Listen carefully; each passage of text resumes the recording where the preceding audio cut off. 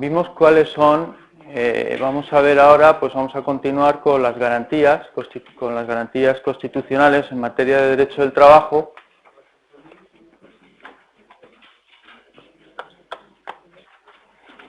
Y comenzando un poco por recordar pues cuáles son esos derechos laborales que aparecen en la Constitución y dónde se encuentran encuadrados dentro de la Constitución. Es importante el lugar donde se encuentra cada materia, ¿no?, de derecho laboral. Es importante porque ya os lo dije el otro día, que dependiendo de dónde se encuentre, en qué apartado, en qué capítulo, en qué título, ese derecho está protegido de una manera o de otra.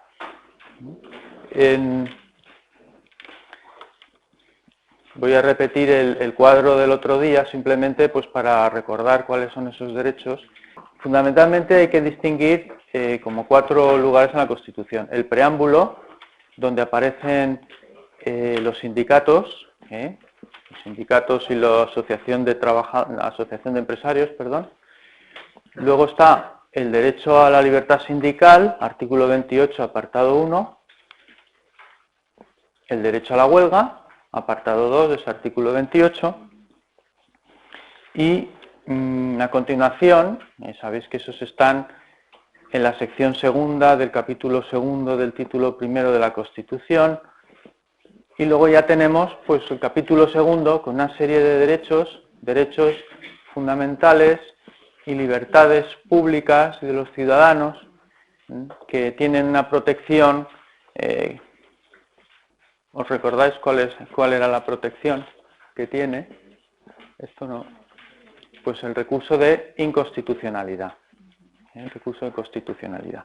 Entonces vimos el otro día una serie de garantías comunes a todos los derechos y libertades, que son los que aparecen en el capítulo segundo. Y ahí están incluidos también la libertad sindical y el derecho a la huelga. Pero no solo eso, sino también el derecho al trabajo, porque esos ya están en la sección segunda, el derecho a la negociación colectiva, el derecho a la adopción de conflictos colectivos, recordáis lo que era, artículo 37, en fin. Y ya por último, ya más lejos, el artículo 38, la libertad de empresa en el marco de la economía de mercado. Estamos en la página 92 del libro, por si alguien lo quiere seguir. Bien, pues ese capítulo segundo, pues solamente se puede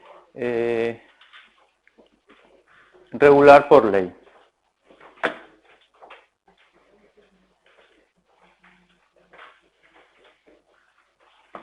Bien, esto es un poco recordatorio de cuáles son los derechos del trabajo, ¿no? Tenemos el derecho del trabajo en la Constitución, en el título preliminar los sindicatos de trabajadores, en el título y las asociaciones de empresarios.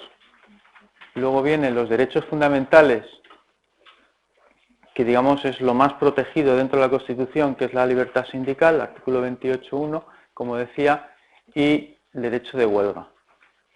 Los derechos y deberes de los ciudadanos se comprenden en el capítulo segundo y comprende tanto la sección primera como la sección segunda, pero aquí vemos la sección segunda, que es el derecho y el deber de trabajar, el derecho a la negociación colectiva laboral, con la fuerza vinculante de los convenios, es la manifestación más clara de la negociación colectiva, y las medidas de conflicto colectivo. Esto ya lo vimos el otro día y no hay ningún problema.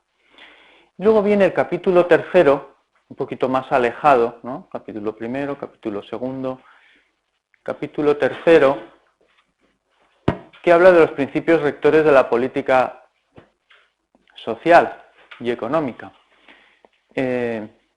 Ese capítulo pues tiene una protección menor. Ahora lo veremos, a medida que se va alejando, pues porque es una política orientada al pleno empleo. Claro, son principios, no son leyes directamente aplicables, y entonces pues la protección no es fácil. no es fácil proteger un principio. Los jueces pueden invocarlo.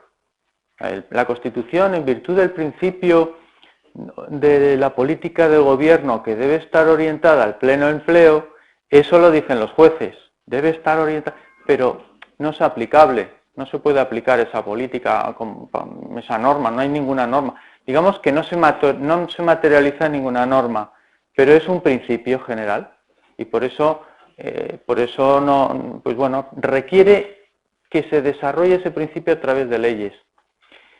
Últimamente están, si os fijáis, hay muchos decretos leyes, cuyo contenido se refiere a medidas de política de empleo. Están el decreto ley 4/2013, de hace 2 semanas que os comenté, pues es uno de ellos.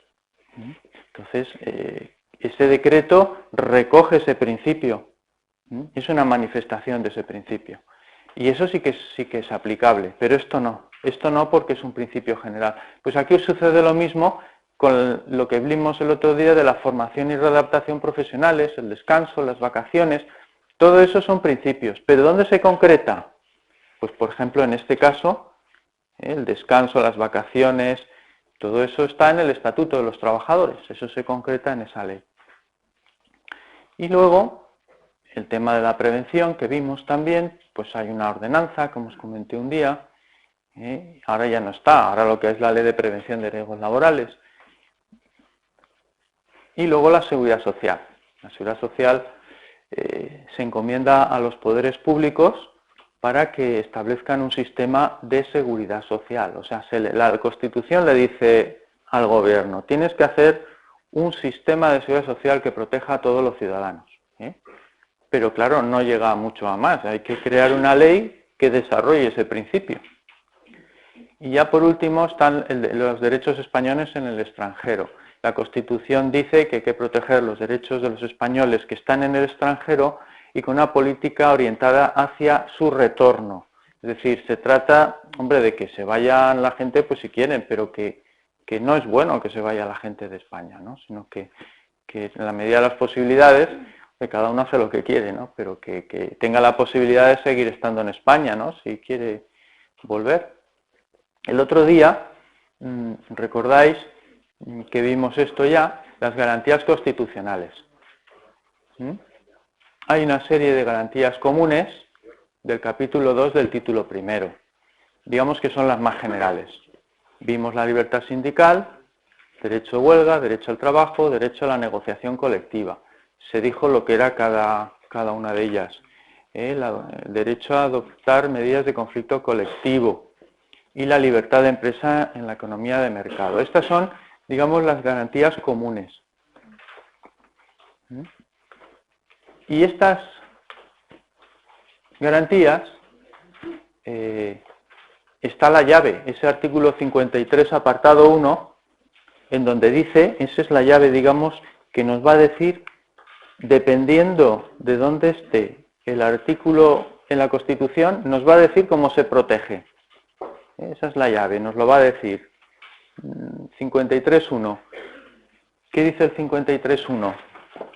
Dice, los derechos y libertades del capítulo 2, estamos en el capítulo 2, vinculan a los poderes públicos, solo por ley, que en todo caso deberá respetar su contenido esencial, podrá regularse el ejercicio de tales derechos y libertades, que se tutelarán de acuerdo con lo previsto en el artículo 161.1a. Y ese artículo 161.1a, ¿recordáis cuál era la forma de proteger esos derechos? ¿Cómo se protegen esos derechos que están aquí? Bueno, los que hemos visto antes. Todos estos derechos que he enumerado, el artículo 153 nos dice que se tutelan ante el Tribunal Constitucional a través del recurso de inconstitucionalidad. Esto lo vimos el otro día, lo quería retomar. ¿Y contra qué? ¿Contra qué? Pues se trata de violación de derechos de las personas, porque se les aplica una norma que pueda ser inconstitucional. Bueno, pues contra normas con rango de ley que opongan contra tales derechos y libertades. Resumiendo, una norma que vaya en contra de cualquiera de esos principios que hemos visto, puede ser reclamada, se puede recurrirse ante el Tribunal Constitucional a través de un recurso de inconstitucionalidad. El otro día vimos que quienes pueden interponer un recurso de inconstitucionalidad. ¿Os acordáis que era el presidente del gobierno, el defensor del pueblo, 50 diputados, 50 senadores? Y también pueden interponerlo, esto está en el artículo, conviene que sepáis dónde está, esto está en el artículo 161 de la Constitución, que es el que nos va diciendo, 162. Y los órganos colegiados ejecutivos de las comunidades autónomas. Y también los parlamentos, las asambleas de las comunidades autónomas. Esos son los que pueden interponer un recurso de inconstitucionalidad. O sea que esta es la cuestión. El otro día también os dije que, claro, en principio cuando se interpone un recurso de constitucionalidad, pues puede prosperar o puede no prosperar, ¿no? Claro, si eso ha habido una norma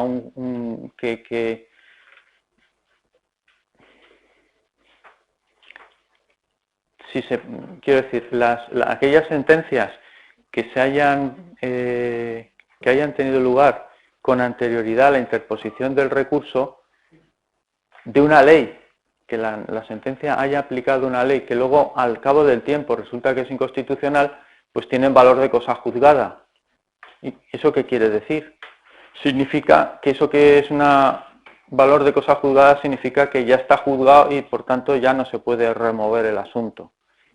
Pero me estoy refiriendo a aquella cuestión que ha sido juzgada hace tiempo y que luego posteriormente pues se plantea la posible inconstitucionalidad de esa ley en la cual se ha apoyado la sentencia, ¿no? Bien, pues ese es el tema de la cosa juzgada. Distinto, ahí están los legitimados, lo tenéis en ese artículo, la cuestión de inconstitucionalidad. La cuestión de inconstitucionalidad es distinto. Repito, lo dije el otro día, la cuestión de inconstitucionalidad supone que un juez, cuando va a dictar sentencia,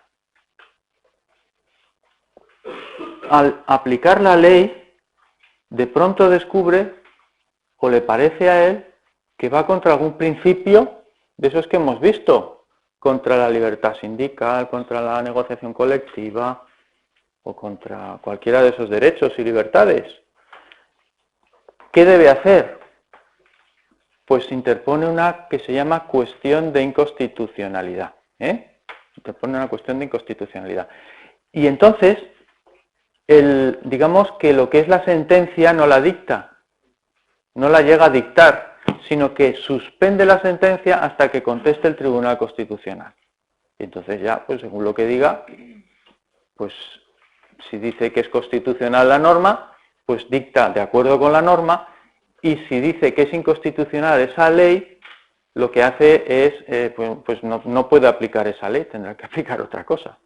Pero si la ley es inconstitucional, no la puede aplicar. Pues el tema de distinguir lo que es la cuestión de inconstitucionalidad, el recurso de constitucionalidad, recordar que debe tratarse de normas con rango de ley. Recurso de inconstitucionalidad deben realizarse con normas con rango de ley. Esto es importante porque si nos da tiempo hoy veremos, yo creo que sí, veremos lo que son las leyes orgánicas, las leyes ordinarias y la legislación delegada. Todo eso tiene rango de ley. Un decreto en sí mismo no tiene rango de ley. Es una norma reglamentaria, que quiere decir que desarrollan una ley.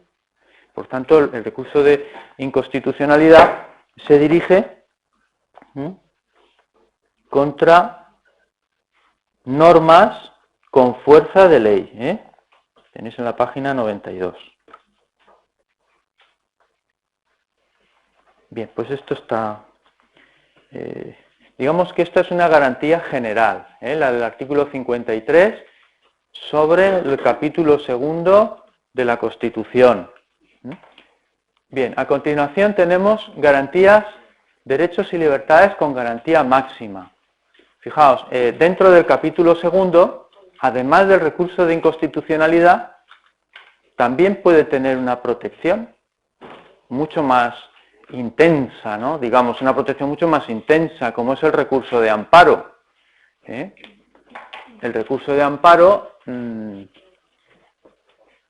supone, bueno, figura en el artículo 53, apartado 2, y ahí nos dice en qué supuestos se aplica. Y ahí habla de que se aplica digamos, en los derechos y libertades de la sección primera del capítulo segundo del título primero.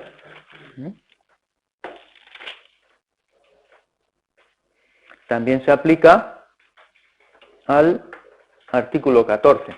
Pero antes del recurso de amparo, además de eso, que ahora lo veremos más tarde, hay un procedimiento. El interesado puede recabar la tutela ante los tribunales ordinarios mediante un procedimiento basado en los principios de preferencia y sumariedad. Es decir, tanto el artículo 14, que está en el preámbulo todavía, está en la frontera con el capítulo segundo, tanto el principio de igualdad del artículo 14 como la sección primera del capítulo segundo, los derechos y libertades pueden garantizarse mediante un procedimiento basado en los principios de preferencia y sumariedad. ¿Y eso qué significa?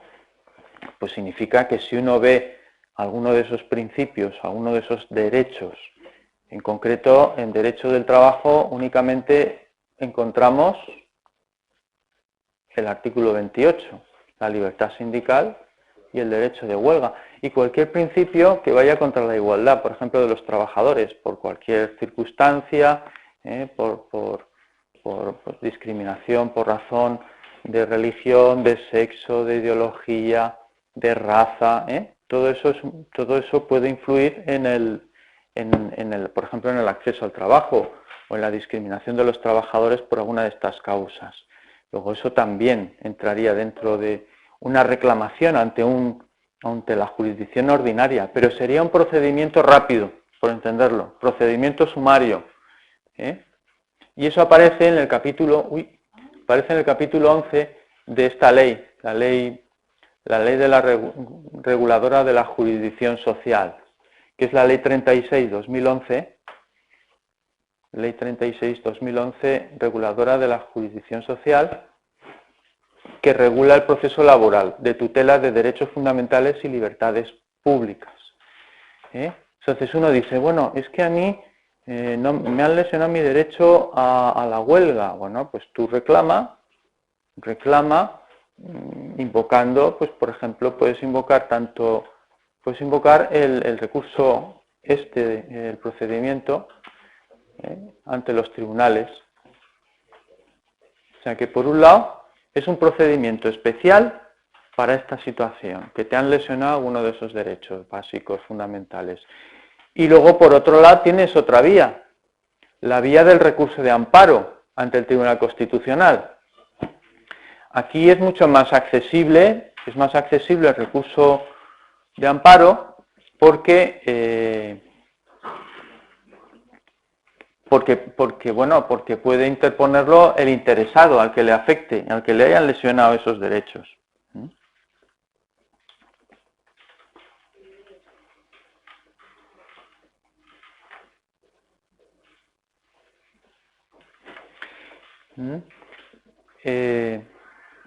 Bueno, en el recurso de amparo incluye el derecho a la objeción de conciencia, aunque eso es una cosa que ya prácticamente está inhabilitado, ¿no? Porque era el derecho a la objeción de conciencia para realizar el servicio militar. Ahora ya no se hace el servicio militar y por tanto pues no tiene, está vacío de contenido. Por tanto lo he puesto, pero que tampoco tiene mucho interés. Por tanto, el recurso de amparo. los que lo pueden interponer son los propios interesados, los que vean lesionados sus derechos en materia laboral y en cualquier otra materia, pero nosotros estamos en la laboral, que aparecen, insisto, en la sección segunda del capítulo segundo.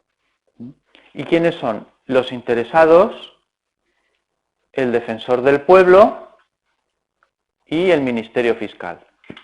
Esas son, digamos, las personas que pueden interponer el recurso de amparo. El recurso de amparo. No me voy a entretener mucho en todo el procedimiento del recurso de amparo. Simplemente que en el apartado 2 del artículo 53, pues tenéis esas dos. Simplemente os enumera que la defensa de los derechos de esa sección primera del capítulo segundo se defiende a través de un procedimiento basado en los principios de preferencia y sumariedad y a través del recurso de amparo. Y luego, pues, saber un poquito lo que... Hay dos modalidades de amparo. Aquellas que se pide amparo frente a violaciones de derechos y libertades de disposiciones sin valor de ley. Si no tienen valor de ley, claro, no puedes presentar un recurso de inconstitucionalidad, porque eso tienen que ser normas con valor de ley. Luego, si no puedes hacer eso, tienes el recurso de amparo y además cualquier persona lo puede invocar. Entonces, si se ve lesionada por una norma que no tenga rango de ley, o por ejemplo, algún acto jurídico, algún acto administrativo de la administración que nos lesiona algún derecho fundamental, podemos interponer el recurso de amparo, o sea, que cualquier ciudadano lo pueda hacer. Y luego esa es una vía. Y la otra es un amparo específico frente a violaciones de derechos y libertades originadas por actos u omisiones de órganos judiciales. Cuando se trata ya de una sentencia, de una resolución judicial, pues en esos casos es la otra vía para interponer un recurso de amparo. Bueno, pues ese es un poco el esquema muy básico de lo que es el recurso de amparo y cuándo se aplica.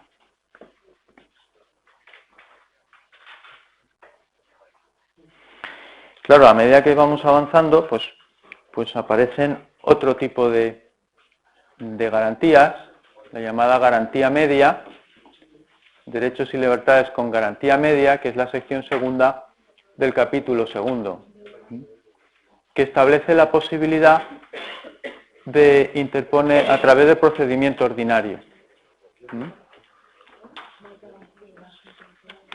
Esto ya hemos visto que se pueden amparar a través de qué recurso.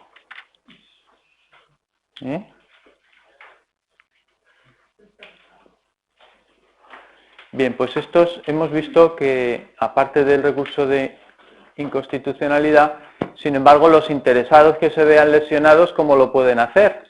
Pues claro, puede ocurrir que el que se vea afectado por esos derechos y libertades que aparecen en la sección segunda, pues no se trate de leyes, sino que se trate de normas menores. Entonces, ¿cómo se defiende la gente? Pues a través del procedimiento ordinario ante los jueces.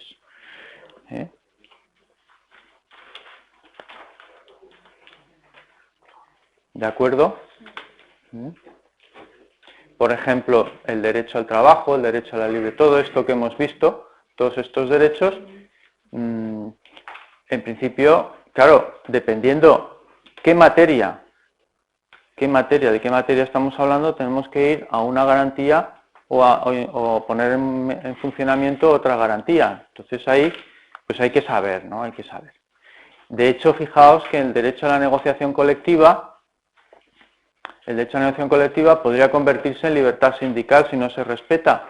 Y claro, en ese caso ya no estamos hablando solo de negociación colectiva, estamos hablando de libertad sindical. Y si estamos hablando de libertad sindical, estamos hablando de un derecho, de una libertad que se encuentra dentro de la sección primera, que trata sobre los derechos fundamentales y libertades. Entonces ahí cabría el recurso de amparo. O, por ejemplo, el derecho a la libre elección y profesión de oficio. El otro día hablábamos, a la hora de seleccionar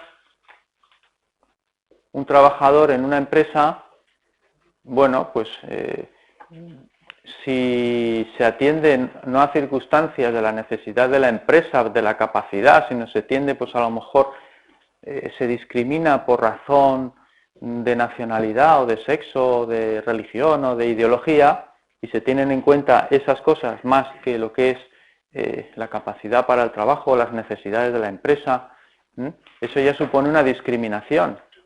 Entonces ya no estamos dentro del derecho a la libre elección de profesión y oficio. Si solamente fuera eso, uno podría interponer un recurso ordinario ante los jueces. Pero si además de eso resulta que hay mezclado un tema de discriminación, estamos ya con el artículo 14. Y si estamos en el artículo 14, va contra el principio de igualdad. Hay una discriminación y podríamos interponer un recurso de amparo. O sea que dependiendo cómo manejemos las normas, podemos interponer un recurso u otro. Es decir, en la medida que podamos saber, pues aquí ¿qué puedo hacer? Pues hombre, aquí el recurso este. Ya os digo que la llave es el artículo 53. El 1 habla del recurso constitucional, el recurso de inconstitucionalidad, y el apartado 2 del recurso de amparo.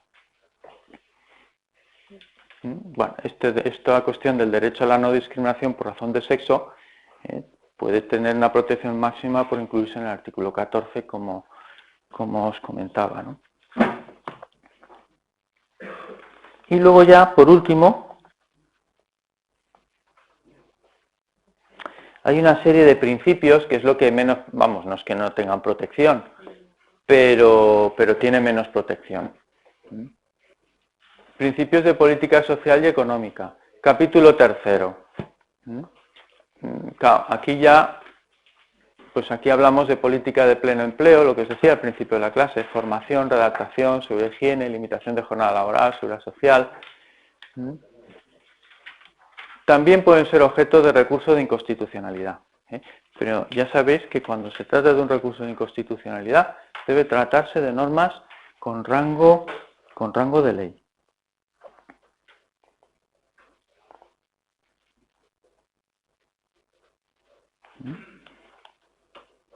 Y son invocables ante la jurisdicción cuando han sido acogidos y desarrollados pues en una ley. Bueno, pues esto es el tema de la garantía de los derechos constitucionales en materia de derechos del trabajo, en materia laboral. Creo que no es difícil, es un poco leerlo. Yo os recomiendo que manejéis más el texto de la Constitución y luego leer el libro, porque está bien explicado, y ya está. Importante qué recurso tiene uno que aplicar, quiénes son los legitimados para interponerlo, y sobre todo en qué consiste la defensa, la garantía constitucional de esos principios. En determinados supuestos, yo no sé si recordáis hace 3 años, hubo un estado de alarma, creo que fue, en determinados supuestos, pues que se considera que la situación del país, puede haber un problema de lo que sea, pues hay una invasión, entonces hay como 3 estados, que son el estado de sitio, el estado de alarma y el estado de excepción. Bueno, pues en casos de excepción o de sitio, pues los derechos fundamentales pueden ser suspendidos, por ejemplo, el derecho de huelga y el de adopción de medidas de conflicto colectivo. Entonces, bueno, pues esas son situaciones que están reguladas en la Constitución y puede suceder. No es muy habitual, sucedió con lo de Iberia hace 2 o 3 años, que os acordáis la huelga aquella que fue una huelga, más que Iberia fue fueron los controladores los que hicieron la huelga, si recordáis, y se paralizó todos los aeropuertos. Claro, eso supone un problema grande, ¿no? Entonces, una cosa es una huelga y otra cosa es una paralización total de todo, ¿no? Ahí pues tuvo el gobierno que adoptar la medida de declarar un estado de sitio. Bueno, el procedimiento es un poco largo, bueno, o no largo, depende, porque dependiendo si es uno u otro de esos estados, pues lo comunican o piden autorización al Congreso con, en fin, unas mayorías. En fin, todo esto en fin, conviene saberlo, pero que tampoco es lo más importante, ¿no? Entonces, en el artículo 55, pues establece cuáles son esos artículos en los que pueden ser suspendidos. Dice, los derechos reconocidos en los artículos, y nombra unos cuantos, y entre ellos el apartado 2 del artículo 28, que es el derecho de huelga, y el 37, apartado segundo, que es la negociación colectiva, ¿no? Perdón, la adopción de medidas colectivos, de medidas de conflicto colectivo. Bueno, pues en esos supuestos se puede suspender el derecho de huelga. Claro, además es lógico, ¿no? Porque si no... Bien, pues eso es un poco lo esencial. En el libro pues también nos dice más cosas y esperamos que con que eso se sepa es suficiente. Luego está la posibilidad de revisión en materia de derechos y libertades laborales. Es decir, la Constitución puede ser reformada. Entonces, el artículo que lo regula es el artículo 168. Con carácter general, una reforma de la Constitución pues, requiere una mayoría diferente según la materia, ¿no? Con carácter general se aprueba por 3/5 de cada Cámara o mayoría absoluta del Senado y 2/3 del Congreso. O sea, es la opción, 3/5 de cada Cámara, cualquier reforma constitucional pues requiere esas mayorías. O la mayoría absoluta del Senado y 2/3 del Congreso. Claro, la Constitución no es cualquier cosa, no se puede reformar así como así. Sin embargo, hay determinadas materias que aparecen en el artículo 168, es el artículo 168, que tienen una mayoría cualificada, una mayoría superior.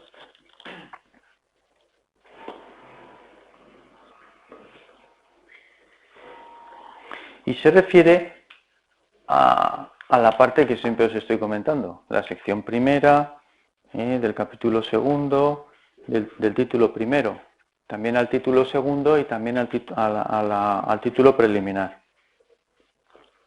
En esos casos se requiere mayoría cualificada, es decir, 2/3 de cada Cámara, para que se produzca la reforma de esa cuestión.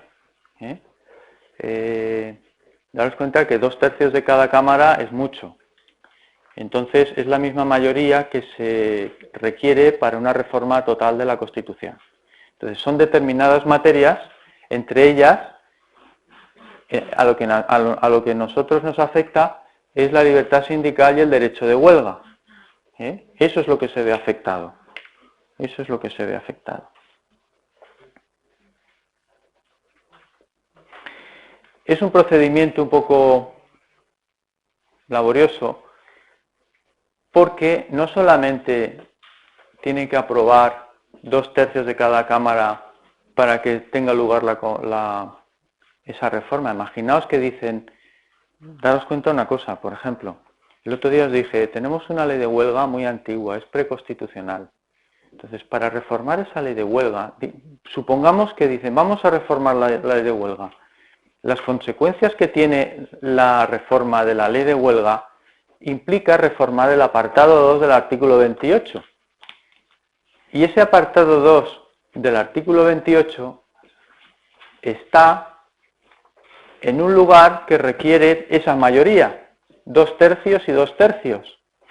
Pero es que ahí no acaba la cosa. Supongamos que se aprueba, vale, hemos reformado la ley de huelga, estamos contentísimos, tal. Lo que hemos reformado, el artículo 28, digamos. Dice, eso supone la disolución de las cámaras. O sea, después de haber reformado el artículo 28, de pronto tienen que disolver las cámaras, convocar elecciones, y el nuevo Parlamento que surja de esas elecciones tiene que ratificar esa reforma que ha hecho el Parlamento anterior, que se disolvió. Y no solo eso, sino que si lo ratifica, luego a continuación hay que convocar un referéndum. O sea que vosotros fijaos el montaje que puede suponer una reforma de esta parte de la Constitución, de las materias, concretamente del título preliminar, del capítulo segundo, sección primera, del título primero o el título segundo, ¿no? Por tanto, en fin, es mucha... Hay que pensárselo un poco, ¿no? Hay que estar muy seguros para realizar una revisión o una reforma constitucional. Bueno, pues visto lo que es la reforma y la revisión, vamos a ver leyes orgánicas y leyes ordinarias. Venga.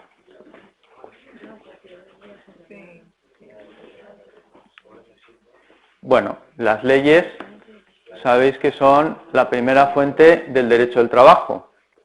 Si vais al artículo 3, apartado 1A, donde se relacionan las fuentes del derecho del trabajo, la primera de todas es la ley. Bueno, la ley, digamos que es la norma con más fuerza, con más intensidad del ordenamiento jurídico.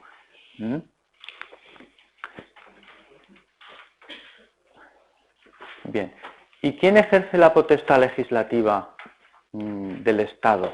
Vosotros distinguís entre Estado y Gobierno, ¿no? Estado y Gobierno. Si alguien quiere intervenir, nadie quiere intervenir. El Estado, digamos, es el conjunto de las instituciones del país, lo compone todo, la administración, el Poder Judicial, todo, el Estado es todo, y lo representa el jefe del Estado es el rey en este momento. El Gobierno es el titular del Poder Ejecutivo, el que lleva la iniciativa de las actuaciones del Gobierno. Bueno, ¿quién ejerce la potestad legislativa del Estado? El Gobierno. ¿Y quién más? Las Cortes.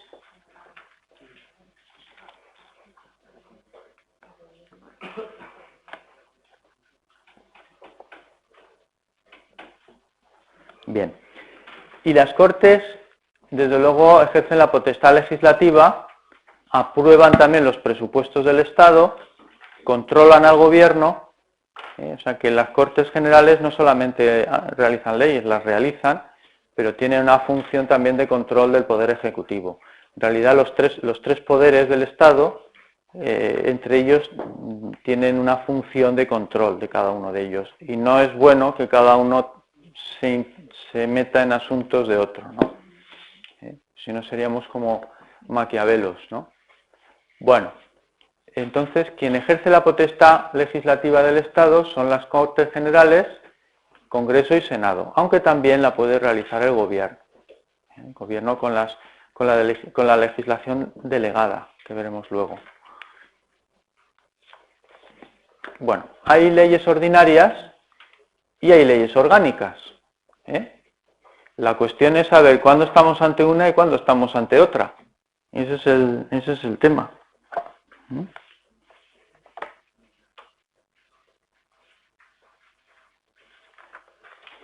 Y no solamente saber cuándo estamos ante una y cuándo estamos ante otra, sino qué materias regula la ley orgánica y qué materias regula la ley ordinaria. Entonces, eso está regulado en el artículo 79, nos dice exactamente que existen esos dos tipos de normas, ¿no? Y luego también la mayoría exigida para la aprobación de cada ley. Es decir, no es lo mismo una ley orgánica que una ley ordinaria. La aprobación requiere una mayoría cualificada, la de la ley orgánica. Por tanto, se distinguen en eso, entre otras cosas, ¿no? Sobre todo por la materia que regulan. La materia que regulan, pues las leyes orgánicas desarrollan los derechos fundamentales y las libertades públicas. Volvemos a la sección primera del capítulo segundo del título primero, ¿no? Por tanto, derechos fundamentales también se ocupan de los estatutos de autonomía, eso no lo pongo ahí, pero podéis añadir si lo estáis, por materias que regulan, son los derechos fundamentales y libertades públicas, las leyes orgánicas. De hecho, la ley de libertad sindical es una ley orgánica porque está dentro de los derechos fundamentales. Por tanto, es una ley orgánica.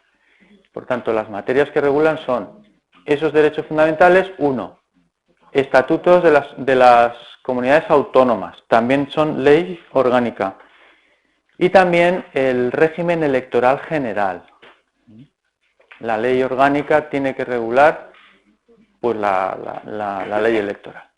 Y todas aquellas que estén previstas por la Constitución, pero esas son las tres fundamentales. Y en cuanto a la mayoría que se exigen, pues las leyes ordinarias es mayoría, es decir, las leyes ordinarias requieren una mayoría simple, en el sentido de que los que estén allí, pues el grupo o digamos las mayorías, pues se puede aprobar una ley con una mayoría. En cambio, las leyes orgánicas requieren una mayoría absoluta del Congreso en una votación final sobre el conjunto del proyecto. El proyecto, puede ser un proyecto de ley. Luego esa es un poco la diferencia entre lo que es una ley orgánica y lo que es una ley ordinaria. Se distinguen por la materia que regulan y se distinguen por las mayorías para aprobar esas leyes. Y ya está. En cuanto al procedimiento de elaboración, la iniciativa legislativa corresponde al Gobierno, al Congreso, al Senado y a los reglamentos, de acuerdo con la Constitución, y a los reglamentos de las cámaras. También puede haber iniciativa de las asambleas de las comunidades autónomas. Las comunidades autónomas también pueden presentar iniciativas de leyes, se llamarían proyectos de ley, o una proposición de ley. Entonces las cámaras delegan 3 miembros de ese Parlamento autonómico al Congreso para presentar esa iniciativa. Por tanto, ¿quién tiene la iniciativa legislativa? Pues una pregunta, examen. ¿Quién tiene pues puede ser el Gobierno, las cámaras, puede ser las cámaras de las asambleas regionales o autonómicas. Y si os ocurre otra forma, ¿quién puede presentar una iniciativa para aprobar una ley? La iniciativa popular. Habéis oído muchas veces que vamos a presentar 500.000 firmas para que aprueben una ley sobre tal asunto. Entonces la gente os pide firmas, pues es para eso, para crear una ley sobre tal aspecto, ¿no?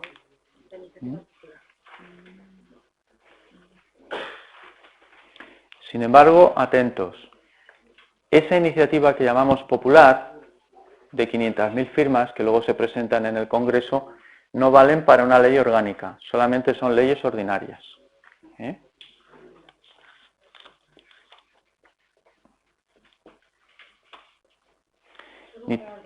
Solamente para ordinarias, ni tampoco para normas tributarias o de carácter internacional.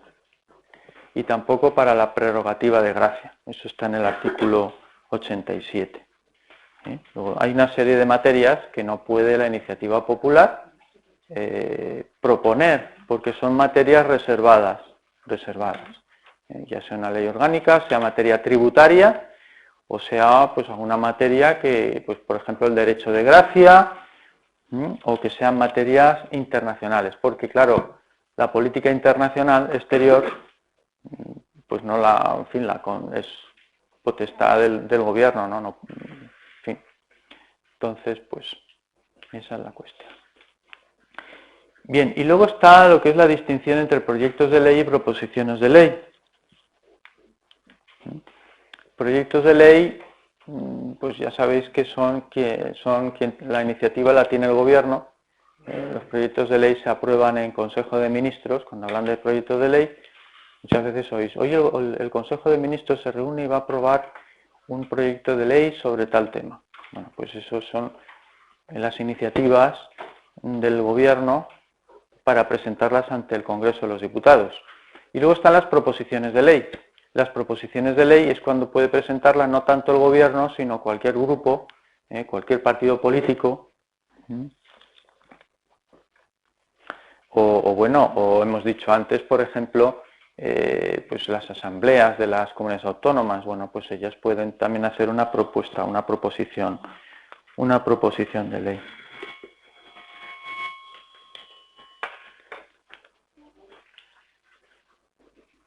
Y luego hay una serie de plazos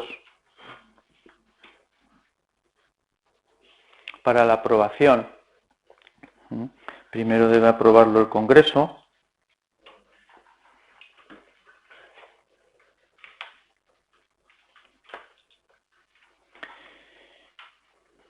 Con las mayorías que hemos dicho, y luego ya va el Senado, porque habéis oído que el Senado es la cámara un poco de enfriamiento, ¿no? Es decir, una cosa se aprueba y luego pasa al Senado para que en el plazo de 2 meses se apruebe. Y el Senado puede aprobarlo o no, o puede vetarlo o aprobar una sola parte. En ese caso debe volver otra vez al Congreso para que sea ratificado por mayoría absoluta. Si no se aprueba por mayoría absoluta, pues a los 2 meses puede aprobarse por mayoría simple. Total, que al final lo aprueban, aunque pase por el Senado. Esa es un poco la idea, ¿no? Esa es una cámara pues de enfriamiento, se llama una cámara de enfriamiento porque dice, bueno, para que se lo piensen mejor, porque pueden pasar hasta 4 meses desde que lo aprueba el Congreso hasta que pasa por el Senado y vuelve a pasar por el Congreso, ¿no?, de los Diputados, por lo que se llama la Cámara Baja. Bueno, una vez se aprueba, pues ya únicamente lo firma el presidente del gobierno y lo sanciona el rey. Lo promulga y se publica. Ya está. No tiene más. En fin, tiene más, pero digamos que esto es lo esencial, ¿no?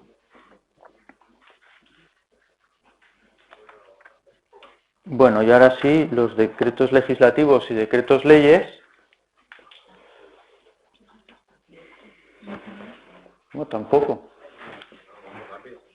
Voy muy rápido. Pero esto ya lo hemos visto, todo esto ya lo he comentado. Las materias, se trata de ver en materia laboral cuáles son las materias que conciernen a la ley orgánica y qué materias conciernen a una ley ordinaria. En materia de derecho del trabajo, en materia laboral, ya lo he dicho antes, ¿no? La libertad sindical, el derecho de huelga, eso solamente puede ser regulado con una ley orgánica. Y las demás materias laborales se deben aprobar a través de una ley ordinaria. El propio Estatuto de los Trabajadores, que parece como la gran cosa, sin embargo es una ley ordinaria. Y además es un decreto legislativo. Y todas estas normas pues están reguladas por leyes ordinarias. Bueno, y ahora sí. Decretos legislativos y decretos leyes. Es una posibilidad, la legislación delegada es la posibilidad de que no tome la iniciativa, digamos, las Cortes, sino que es el gobierno el que prepara un texto jurídico, hombre, que finalmente tiene que ser aprobado por el Parlamento, pero que ya pueden tener fuerza de ley una serie de disposiciones, una serie de normas que crea el propio Poder Ejecutivo, ¿no?, en algunos casos. Entonces, es posible. Se trata de que pueden dictar normas el gobierno por delegación del Parlamento. Es lo que se llama delegación legislativa.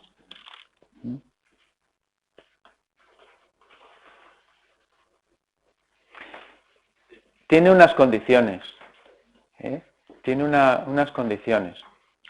Quiero decir que cuando se le da, digamos, se le dice al gobierno, bueno, tienes que crear una norma sobre esta materia, ha de ser sobre esa materia, y tienes que crearla en este plazo de tiempo, pues debe hacerlo así, ¿no? O sea, que se le dice, tienes que crear una ley sobre tal tema, imaginemos sobre seguridad social, que de hecho el decreto legislativo que regula la seguridad social es así, pues le dan un plazo y le dan además las materias que debe regular. Y el gobierno, pues, hace uso de esa autorización, porque no deja de ser una autorización del Parlamento. La potestad es del Parlamento, pero le autoriza a,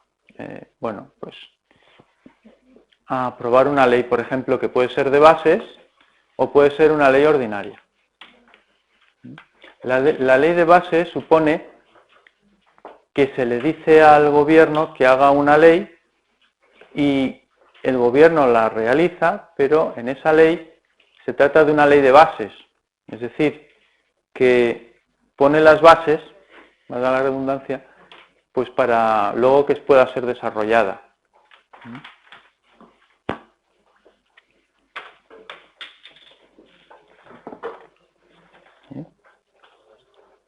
Y luego puede ser la aprobación de una ley ordinaria mediante la refundición de una serie de textos, un texto refundido. Sí. ¿Las bases las pone la Corte o el gobierno? Digamos que la ley de base supone que establece una ley el gobierno con arreglo a las bases que le están, las instrucciones, por decirlo de una manera, que le está dando las Cortes. Le dice, tienes que hacer una ley sobre esta materia, tiene que ser sobre este aspecto, durante este tiempo. De hecho, debe hacerse, la delegación debe hacerse de forma expresa, materia concreta, con fijación del plazo para su ejercicio. Digamos que no es que diga, bueno, haz una ley sobre tal tema, no, tienes que, una ley muy concreta, no te puedes ir por las ramas. Tienes que hacer la ley que te digo yo. O sea, eso es lo que se llama delegación. ¿Qué significa delegación? Significa que la potestad la tienen las Cortes, pero que las Cortes delegan en el gobierno para que se encarguen de elaborar ese texto. Entonces, ese texto puede ser una ley de bases o puede ser un texto refundido. Un texto refundido. ¿Qué quiere decir un texto refundido? Que supone que hay diversas normas y que a lo mejor crean en un solo texto, refunden en un solo texto diversas normas que a lo mejor están dispersas por todo el ordenamiento. O sea, que son las dos posibilidades que tiene de la legislación delegada. A esto le da un nombre, se llama, digamos que la delegación legislativa se llama decretos legislativos. O sea que no es lo mismo un decreto ley, que ahora veremos lo que es, y un decreto legislativo. Decreto legislativo es cuando la iniciativa la tiene las Cortes. Tienen las Cortes la iniciativa, pero le dejan al gobierno que elabore el texto, ya sea por el procedimiento de la ley de bases o sea por el procedimiento del texto refundido. Esa es la cuestión. Y por eso pues hay una serie de requisitos, ¿no? Lo que os decía, que se debe realizar de forma expresa para una materia concreta, les da un plazo para realizar eso y que una vez lo han confeccionado, pues ya está, no pueden ya retocarlo ni tocarlo para nada. Tampoco pueden delegarlo el propio gobierno a otros que lo hagan. La delegación es intransferible, por así decir. Y luego está un decreto, lo que se llaman los decretos leyes, que está muy utilizado en los últimos años. Hasta el año pasado, no sé cuántos hubo, pero cerca de 30 o más decretos leyes. Y eso, digamos que aquí la iniciativa no la tienen las Cortes. Así como la delegación legislativa sí la tienen, los decretos legislativos, la iniciativa es de las Cortes, en los decretos leyes la iniciativa es del Gobierno. Y lo característico del decreto ley es que se dicta por una urgente necesidad excepcional. Es una norma excepcional. No se puede dictar un decreto porque le apetece. Dicen, no, vamos ahora a dictar un decreto ley. Pues no. Tener en cuenta una cosa muy importante, que tanto los decretos legislativos como los decretos leyes tienen la misma fuerza que una ley. Entonces, un decreto ley o un decreto legislativo pueden derogar una ley que han aprobado el Parlamento. Entonces, fijaos la fuerza que tiene, ¿no? Son normas excepcionales que son provisionales hasta cierto punto. Provisionales hasta cierto punto. Fijaos el decreto ley de huelga, ¿no? Sigue del año 77. Bueno, pues sigue en vigor. Pero bueno, son provisionales en el sentido de que deben someterse a la convalidación del Congreso en el plazo de 30 días. Todos los decretos leyes que el Gobierno redacta y que publica, hay un plazo de 30 días para que el Parlamento lo apruebe. Claro, cuando el Gobierno tiene mayoría absoluta, le da igual, porque lo van a aprobar siempre. Entonces, claro, a la hora de cuando existen, por ejemplo, cuando no hay una clara mayoría absoluta, el Gobierno tiene que ir con mucho cuidado para hacer un decreto ley, porque si no, a los 30 días lo pueden tirar. Entonces necesita, si no hay una mayoría absoluta como la que hay ahora, lo que necesita es empezar a hablar con todos los grupos políticos e intentar llegar a acuerdos. Entonces, pues llegan a un acuerdo. El acuerdo suele ser decir, bueno, vamos a aprobarlo, pero con la condición de tramitarlo como ley. Y entonces ahí haremos unos cambios que nosotros queremos poner aquí, porque esto nos parece mal, nos gustaría poner esto y tal. Entonces llegan a un acuerdo y entonces lo aprueban. Pero bueno, en estas condiciones en las que estamos ahora, digamos que pueden publicar todos los decretos leyes que quieran, siempre que se ajusten a las normas. Es decir, en caso de extraordinario y urgente necesidad. Y además los decretos leyes, hay lo que se llama una exposición de motivos al principio de todas las leyes y de todos los decretos leyes, y en donde se justifica. Ahí esa exposición de motivos es muy interesante. Yo recomiendo que cuando leáis una ley, no solamente vayáis al artículo concreto que estamos estudiando, sino que vayáis a la exposición de motivos o al preámbulo, porque es un resumen, es una introducción, un resumen de toda la ley. Y entonces ahí figuran las causas por las cuales se ha realizado, se ha publicado esa ley. Y entre otras razones, en los decretos leyes, el decreto ley, tienen que justificar que realmente hay una extraordinaria y urgente necesidad, porque si no lo justifican, esa ley es incorrecta, no está bien, tiene que ser por esta causa. Esto es lo que caracteriza al decreto ley.